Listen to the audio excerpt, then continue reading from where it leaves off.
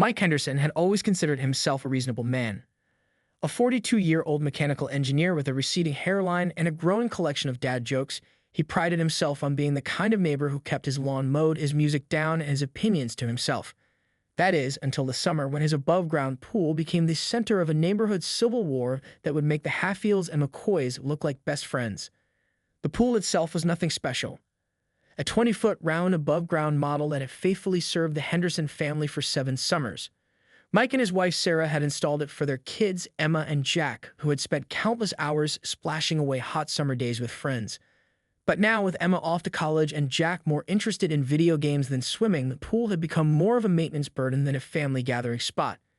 "I think it's time," Mike said one evening in late September, staring at the fading blue structure from their back deck, condensation slowly trickling down his glass of iced tea. Sarah nodded, understanding immediately. "The kids barely used it this summer, and your back hasn't been the same since you tried to clean those leaves last month." The decision was made, and Mike began researching the proper way to dismantle an above-ground pool. What he didn't research, however, was how to deal with Constance Wilkerson, better known throughout the neighborhood as Karen. Ho's second-story bedroom window had a direct view into the Hendersons' backyard. Constance had moved into the house behind the Hendersons 3 years ago, and had spent approximately 2 years and 11 months of that time filing complaints about every aspect of neighborhood life. Her targets ranged from Mr. Rodriguez's inappropriately fragrant barbecues to Mrs. Liu's wind chimes that were demonstrably disruptive to the neighborhood's soundscape. The Hendersons had somehow escaped her wrath until now. The morning after Mike and Sarah's decision, Mike stood in his backyard in faded jean shorts and a t-shirt that read, "I'm silently correcting your grammar," surveying the task ahead.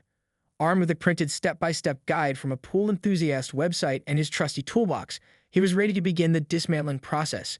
He had just started draining the pool when he heard the unmistakable sound of a window sliding open.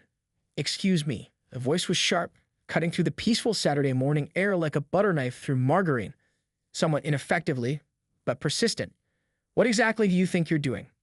Mike turned to see Constance leaning out of her window, her perfectly coiffed blonde bob remaining suspiciously unmoved by the light breeze. She was clutching what appeared to be a coffee mug in one hand and a small notebook in the other. "Morning, Constance," Mike called back, forcing cheerfulness into his voice. "Just taking down the pool for the season. Actually for good this time." Constance's eyebrows shot up so high they threatened to disappear into her hairline. "Do you have a permit for that?" And with those 6 words, Mike Henderson's simple weekend project started its transformation into a suburban saga that would eventually involve the local police, the homeowners association, 3 different municipal departments, and one very amused pizza delivery guy who would end up with the best tip of his career. "A permit?" Mike blinked, his hand involuntarily tightening around the garden hose. "For taking down my own pool? That can't be right." Constance's thin lips curled into what might have been a smile on someone with more warmth. Section 14.3 of the Meadowbrook Estates Homeowners Association bylaws clearly states that any structural changes to property visible from neighboring residences requires prior approval. She paused dramatically. "And I can see it, so it's visible." Mike opened his mouth, closed it, then opened it again, resembling a confused goldfish that had somehow found itself outside of the very pool he was trying to dismantle. He'd lived in Meadowbrook Estates for 12 years and had never once heard of such a regulation. "Look, Constance, I appreciate your vigilance," Mike said, choosing his words carefully, "but this is just an above-ground pool. It's not a structural change to the property. If anything, I'm returning the yard to its original state." "Ignorance of the bylaws is not an exemption from them," Constance replied, now scribbling furiously in her notebook. "I'm documenting this violation. You'll be hearing from the HEDWOA committee." With that, she snapped her window shut with such force that Mike was surprised the glass didn't shatter.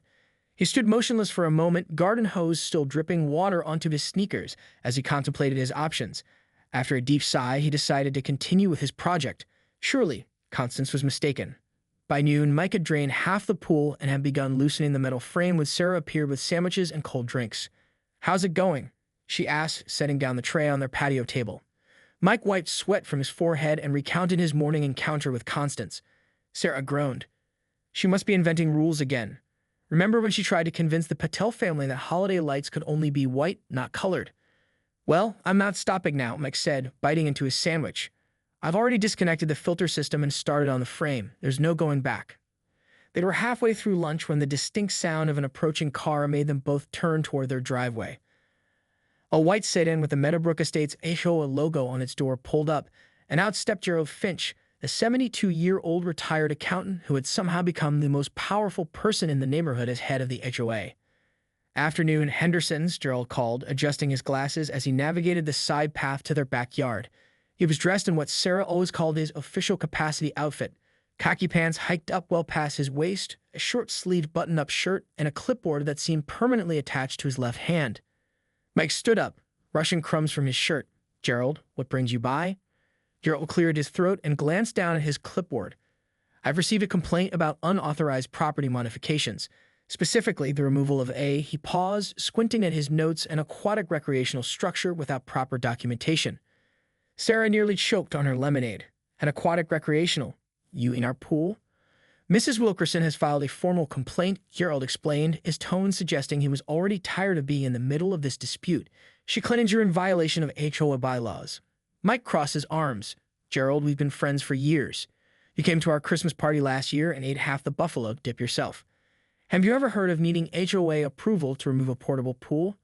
Gerald shifted uncomfortably. "Well, technically." The conversation was interrupted by the unmistakable sound of a second-story window opening again. "Gerald, ask them if they filed Form 14B for structural modifications," Constance shouted from her perch, now armed with a pair of binoculars. Mike and Sarah exchanged looks of disbelief. This was quickly becoming more than just a simple weekend project. And unbeknownst to them all, Constance was already on her phone, scrolling through her contacts for the direct line to Meadowbrook's local police precinct, a number she had on speed dial for such emergencies. As Gerald fumbled through his clipboard, clearly uncomfortable with the whole situation, Mike suddenly realized that his quiet plan to dismantle a pool had somehow turned into a neighborhood spectacle, and it was only going to get more absurd from here. Gerald Finch was still flipping through his clipboard, muttering about subsections and amendments when the distinctive sound of sirens filled the air. At first, Mike assumed they were passing by, perhaps heading to a real emergency somewhere in the neighborhood. But to his horror, the sirens grew louder, then stopped, right in front of his house. "You have got to be kidding me," Sarah whispered, her fingers clutching Mike's arm with increasing pressure. Two police officers appeared at the side gate moments later. One was tall and lanky with a serious expression, while the other was shorter with salt and pepper hair and the weary look of someone who had seen everything in his 20 years on the force. "Afternoon, folks," the older officer said, his eyes quickly scanning the scene. A half-dismantled pool, a man in wet shorts holding a wrench, a woman whose expression suggested she was calculating bail money, and an elderly gentleman clutching a clipboard like it was the last helicopter out of Saigon. "I'm Officer Martinez, and this is Officer Reynolds. We received a call about a," he paused, checking his notepad, "destruction of property and possible environmental hazard." Mike's jaw dropped. "Environmental hazard? It's chlorinated pool water that I've been gradually draining into my own yard." Officer Reynolds, the younger one, cleared his throat. "Sir, we're responding to a complaint from a," he glanced down at his notes, "Miss Constance Wilkerson, who claims you're illegally dumping pool chemicals and violating local ordinances." From her window command post, Constance called out, "Officers, he's also in violation of HOA bylaws section 14.3 and possibly section 22 regarding neighborhood aesthetics." The officers exchanged a look that Mike instantly recognized. It was the "we got called out for this" look he'd seen before when his elderly neighbor, Mrs. Gonzalez, once reported a suspicious maple tree that turned out to be just a maple tree. Gerald, who had been silently shuffling through papers, suddenly perked up. "Actually, I've been reviewing our bylaws, and there's nothing specifically requiring approval for removing a temporary structure like an above-ground pool." "What?" Constance's voice hit a pitch that made birds scatter from a nearby tree. "That's impossible. Check again." Officer Martinez took off his hat and wiped his brow with the back of his hand. "Ma'am," he called up to Constance, "unless there's a crime being committed here, this seems to be a matter for your HOA, not the police department." "But he's draining chemicals." Constance insisted, her binoculars now hanging around her neck like an ornate necklace. "That has to be illegal." Officer Reynolds, who had walked over to inspect the pool water, dipped a finger in and then smelled it. "Ma'am, this is just standard pool water. Slightly chlorinated, nothing hazardous. Homeowners drain pools every year without incident." Mike, who had been watching this exchange with a mixture of disbelief and growing amusement, finally spoke up. "Officers, I apologize for the inconvenience. I assure you I'm following all proper procedures for pool removal." "You most certainly are not," Constance shouted, now red-faced. "Officer, I'd like to file a formal complaint." "About what exactly?" Officer Martinez asked, his patience clearly wearing thin. "Disturbing the peace, illegal dumping, aesthetic terrorism." Officer Martinez's mouth twitched slightly. Aesthetic terrorism? I don't believe that's in the penal code, ma'am. At that moment, Constance disappeared from her window, and the officers exchanged another meaningful glance. They knew what was coming next. Constance was on her way over. Sure enough, within 30 seconds, the sound of the side gate forcefully opening announced her arrival. Constance marched into Mike's backyard like a general inspecting enemy territory, clipboard in one hand and her phone in the other, which appeared to be recording. I'm documenting everything, she announced to no one in particular. For evidence. Officer Reynolds coughed, and Mike could have sworn it was covering a laugh. Gerald, who had been trying to become one with the shrubbery since the police arrived, suddenly stepped forward. Constance, I've reviewed all the bylaws. There's no violation here. Mike is within his rights to remove his pool. That's absurd. Constance's voice rose an octave. What about the noise ordinance? He's clearly using tools during unauthorized hours. Officer Martinez checked his watch. It's 2 p.m. on a Saturday, ma'am. What about the Wildlife Protection Act? There could be frogs in that pool. Mike couldn't help himself. Frogs in my chlorinated pool? And that's when it happened. Officer Reynolds, who had been maintaining his professional composure, let out a snort. He quickly tried to cover it with a cough, but the damage was done. A smile crept across Officer Martinez's face, and soon both officers were visibly struggling to maintain their professional demeanor. Constance stared at them in horror, realizing she was losing her audience. In a desperate attempt to regain control, she pointed dramatically at Mike's pool filter, which sat disconnected on the lawn. That device. Is it properly permitted? Officer Martinez, his shoulders now shaking slightly with suppressed laughter, pulled out his notepad. Ma'am, would you like me to file a report about an unauthorized pool filter? And that's when the real laughter began. Officer Martinez's notepad slipped from his fingers as he doubled over, no longer able to contain his laughter. Officer Reynolds had turned away, his shoulders shaking visibly as he pretended to inspect a nearby shrub. Mike and Sarah exchanged glances of disbelief while Gerald Finch studied his loafers with intense concentration, though the corners of his mouth twitched suspiciously. Constance stood frozen, her face cycling through various shades of red before settling on a particularly alarming crimson. This is outrageous. I demand to speak to your supervisor. This only made Officer Martinez laugh harder, tears now streaming down his weathered face. In 23 years on the force, he managed between gasps, I've never had to arrest a pool filter. Neighbors, drawn by the commotion and the unmistakable presence of a police car in their otherwise quiet suburban street, had begun to gather. The paddles from across the street stood cautiously at the edge of Mike's lawn. The Rodriguez family had abandoned their Saturday gardening to investigate. Even old Mrs. Butterworth, who rarely left her house except to yell at squirrels, had shuffled over with her walker. What's happening? Mrs. Rodriguez asked, her eyes darting between the laughing police officers and the fuming Constance. Is everything okay? Before Mike could answer, Constance spun around. These officers are refusing to enforce the law. This man, she pointed dramatically at Mike, is destroying community property values with his unauthorized pool demolition. Mrs. Rodriguez looked confused. It's his pool. In our neighborhood, Constance insisted, which affects all of our property values. Mr. Paddle stepped forward, his teenage daughters giggling behind him. Actually, that rusty old pool was a bit of an eyesore. No offense, Mike. None taken, Mike shrugged. That's partly why we're taking it down. Constance gasped at this betrayal. Whose side are you on? Side? Mr. Rodriguez looked puzzled. There are sides now. Officer Reynolds had finally composed himself enough to speak. Ma'am, there's no law being broken here. This is a civil matter at best, and even your HOA representatives seems to agree there's no violation. All eyes turned to Gerald, who appeared deeply uncomfortable with the sudden attention. He cleared his throat nervously.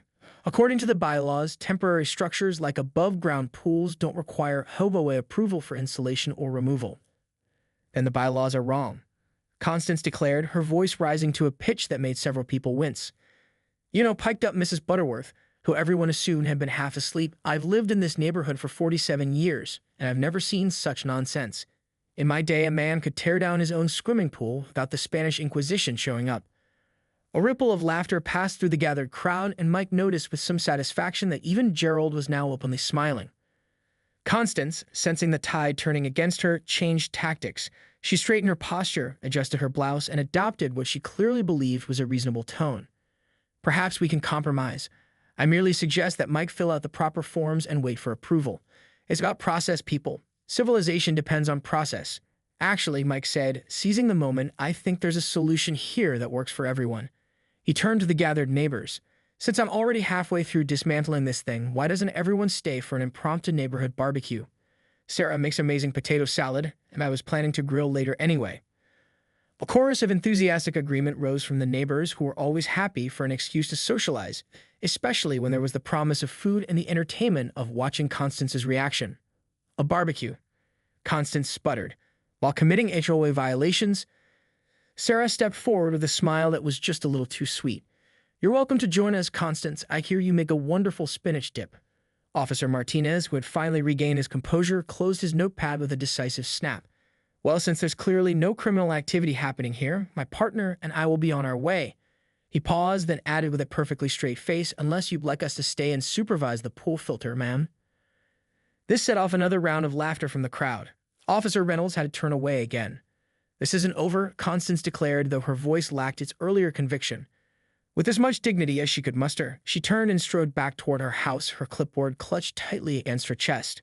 As she disappeared around the corner, Officer Martinez leaned closer to Mike. "For what it's worth, my brother-in-law took down a similar pool last year. If you need any tips, I'm happy to help before we go." "Actually," Mike said, looking around at his suddenly lively backyard, which was now filled with chatting neighbors, "I think I'll take you up on that. And you and Officer Reynolds are welcome to stay for a burger if you're not on a tight schedule." Officer Martinez glanced at his partner, who shrugged and smiled. "I suppose we could stick around for a bit. After all, we should make sure that Danger's pool filter doesn't try anything funny." As Mike fired up the grill and Sarah began pulling extra chairs from the garage, what had started as a simple pool dismantling project had transformed into the most talked-about neighborhood event of the season.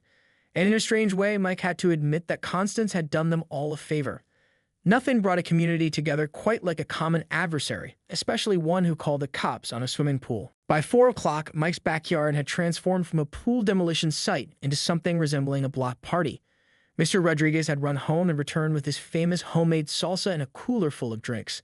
The Patel family contributed samosas that their teenage daughters passed around on borrowed serving trays. Even Mrs. Butterworth had sent her grandson to fetch her special lemon squares from her kitchen. The half-dismantled pool now served as an unconventional conversation piece, with neighbors taking turns sharing stories about their own home improvement disasters. Officer Martinez, who had removed his utility belt and was nursing a soda while sitting comfortably in a lawn chair, was regaling a small crowd with tales of bizarre calls he'd responded to over his years on the force.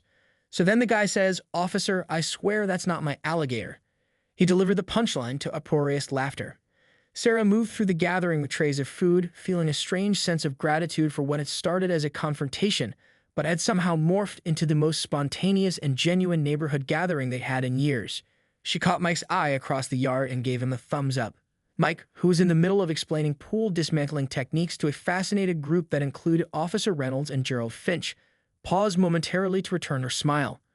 Gerald, for his part, had undergone a remarkable transformation. With his clipboard tucked safely away in Mike's garage, he had loosened up considerably and was now offering his own suggestions on how to update the HOA bylaws to be more sensible. "You know," Gerald said, gesturing with a burger in hand, "I've been thinking the HOA rules could use a major overhaul. They were written back in the 90s and some of them are just, well, ridiculous. Like needing approval to remove a pool?" Mike suggested with a grin. "Exactly." Gerald nodded enthusiastically. "I mean, what's next? Permission to change your doormat?" From the vantage point of Constance's second-floor window, the scene unfolding in the Hendersons' backyard looked like a betrayal of everything she stood for. She paced back and forth, occasionally stopping to peer through her binoculars at the laughing neighbors, the relaxed police officers, and most infuriatingly, Gerald Finch, who appeared to be having the time of his life. "Unbelievable," she muttered to herself. "Absolutely unbelievable."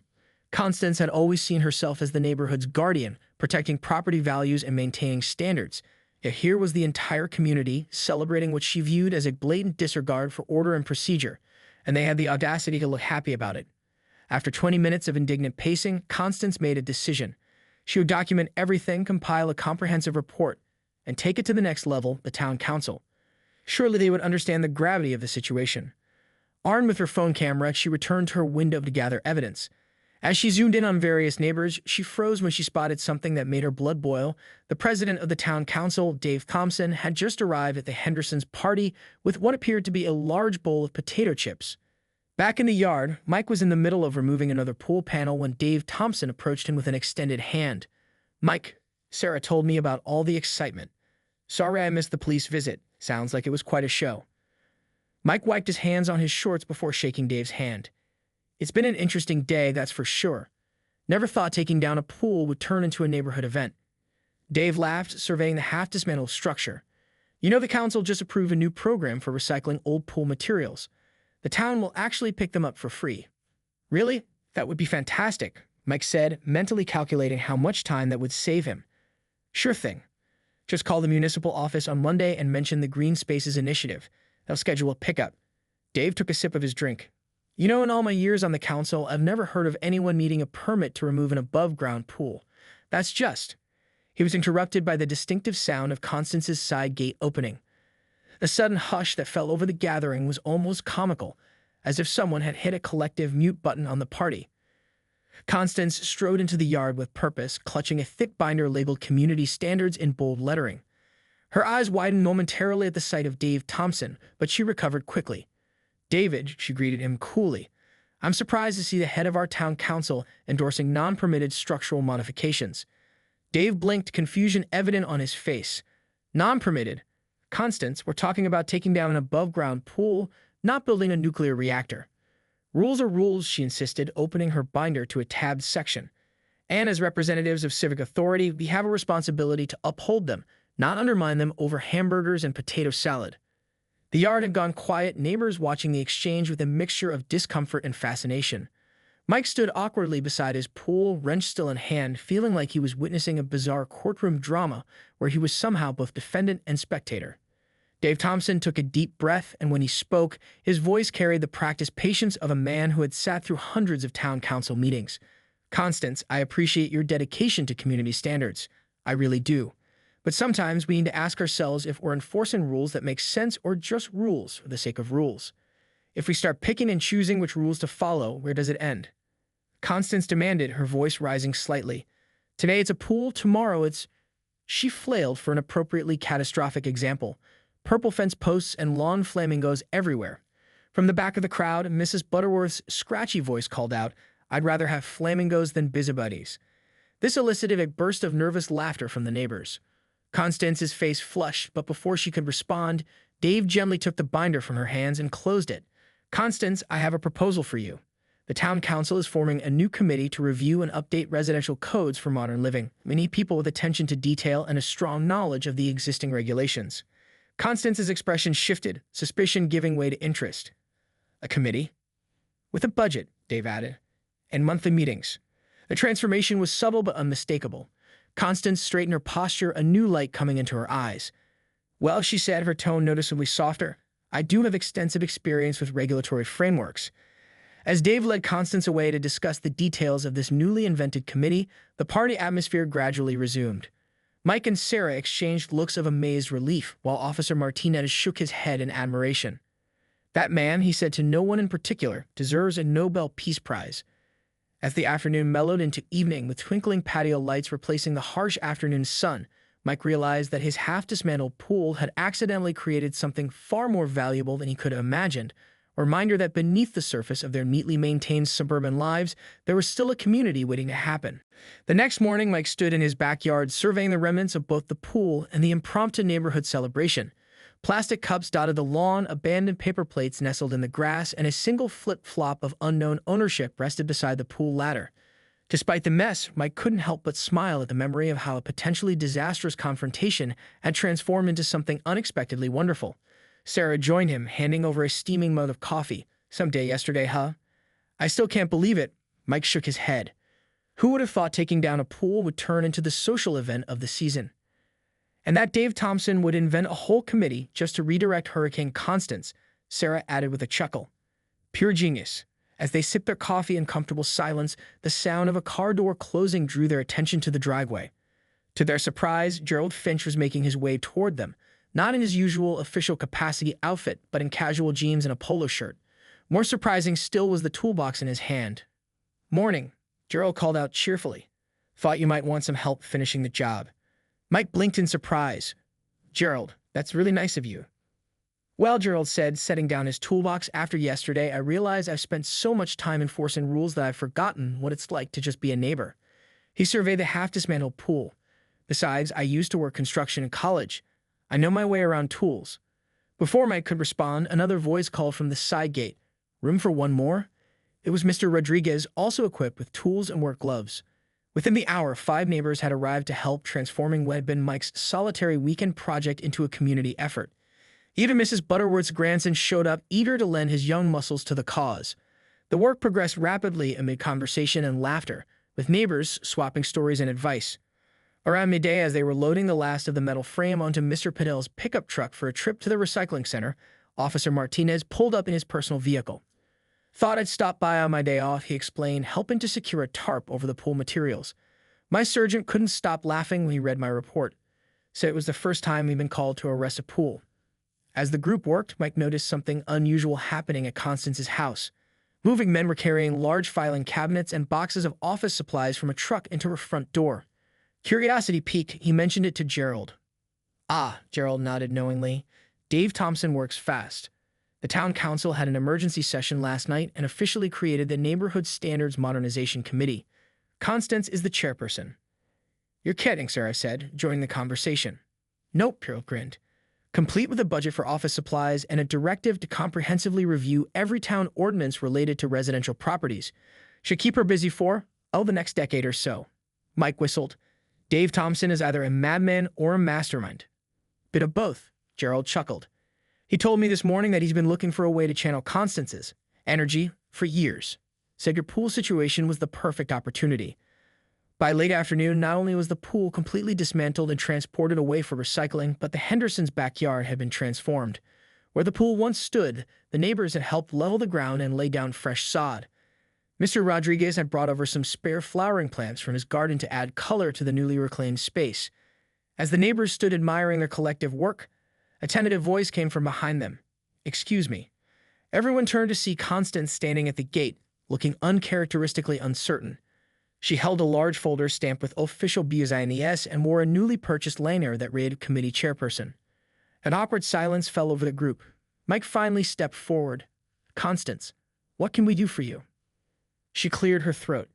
As head of the new Neighborhood Standards Modernization Committee, I'm conducting an official survey of resident satisfaction with current regulations. Her voice gained confidence as she slipped into her familiar bureaucratic cadence. Your input would be valuable. The neighbors exchanged glances, but Mike recognized the olive branch for what it was. We'd be happy to help, wouldn't we, everyone? A chorus of somewhat hesitant agreement followed. Constance nodded briskly, then looked around at the transformed yard. This is adequate work, she said, and what was clearly intended as high praise. Very neat. Would you like to see the before and after pictures? Sarah offered, surprising everyone. Mike documented the whole process. Might be useful for your committee. Something almost resembling a smile flickered across Constance's face. That would be appropriate. For the records, of course. As Sarah led Constance toward the house to show her the photos, Mike overheard Constance saying, I've been reviewing the bylaws regarding above-ground pools, and there are some inconsistencies that should be addressed. Mike turned back to find his neighbors watching the unlikely pair with expressions ranging from amusement to disbelief. Well, said Mrs. Butterworth, leaning heavily on her walker, I've lived in this neighborhood for nearly 5 decades, and I never thought I'd see the day when Constance Wilkerson would willingly enter the lion's den. Mr. Patel laughed. People can surprise you. Speaking of surprises, Mike said, Sarah and I were thinking, now that we have all this new space in the backyard, and now that we've seen how nice it is to have everyone together, Sarah added, returning from escorting Constance inside. We thought maybe we could build a community fire pit, Mike continued, something we could all enjoy on weekend evenings. Marshmallows, hot chocolate, that sort of thing. The suggestion was met with enthusiastic approval from the gathered neighbors. I've got some leftover stone from my patio project, Mr. Rodriguez offered. And I know a thing or two about masonry, Gerald added. As the neighbors began planning their next project with growing excitement, Mike caught Sarah's eye and they shared a private smile. What had begun as a simple decision to remove an unused pool had rippled outward in ways they never could have anticipated, breaking down invisible barriers between houses and bringing together people who had lived side by side for years without truly being neighbors. And as for Constance, while she was already drafting a comprehensive new section of the Edgewood bylaws regarding community gathering spaces, complete with subsections on appropriate marshmallow roasting techniques and acceptable ghost story themes. Some things, after all, never change completely, but sometimes just enough change is all that's needed.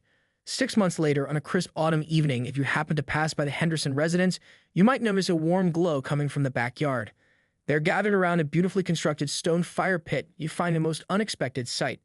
Neighbors of all ages sharing stories and laughter, including one particularly animated woman with a perfectly coiffed blonde bob who was meticulously documenting everyone's s'more preferences in a leather-bound notebook.